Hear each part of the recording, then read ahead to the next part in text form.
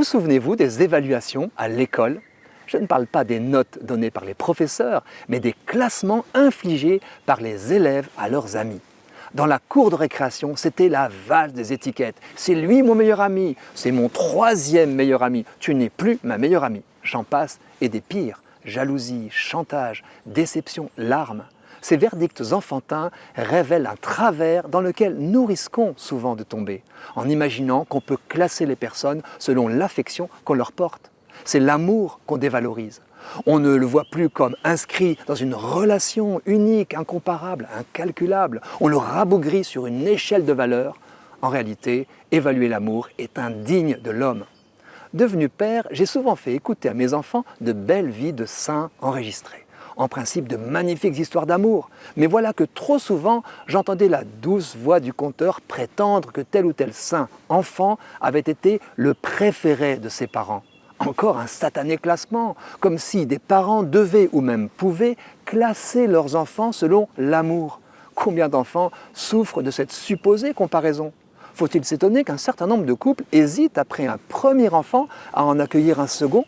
Comblés par l'aîné, ils craignent soit de moins aimer le cadet, soit d'avoir à diviser leur amour, comme si nous en avions un capital limité à partager. Rien n'est plus faux. L'amour peut toujours grandir, se multiplier et se diffuser, à partir pour les époux d'un amour conjugal unique qui appelle l'exclusivité sexuelle. Si l'amour ne s'évalue pas, c'est qu'il est gratuit. Du coup, je voudrais aussi nous mettre en garde contre le système des notations et des classements qui a envahi notre vie quotidienne. On note les hôtels, les restaurants, les services, même le chauffeur Uber.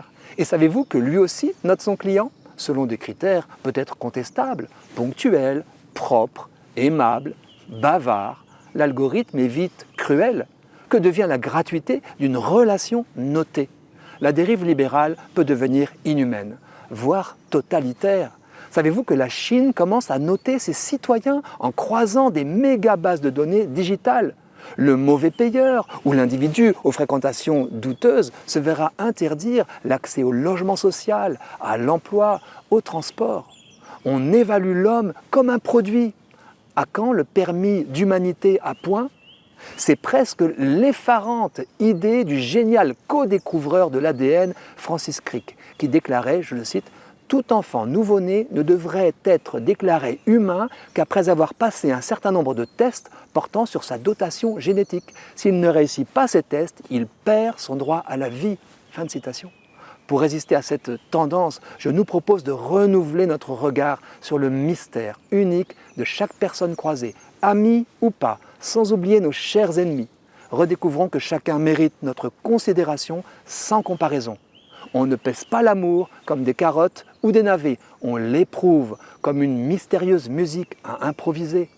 À nous pour la jouer de trouver à la prochaine occasion comment remplacer, compenser ou compléter l'évaluation par la relation.